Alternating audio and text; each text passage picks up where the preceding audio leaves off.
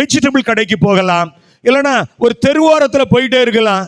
இப்படி பல இடங்களில் ஆண்டவர் உங்களை பயன்படுத்த விரும்புகிறார். இந்த புல்பிட் ஊழியம் மட்டுமல்ல ஊழியம், அதை காட்டிலும் மேன்மையானது உங்களுக்குள் வைக்கப்பட்டிருக்கிற ஊழியம். அதனால் ஊழியத்திற்கு உற்சாகப்படுங்க.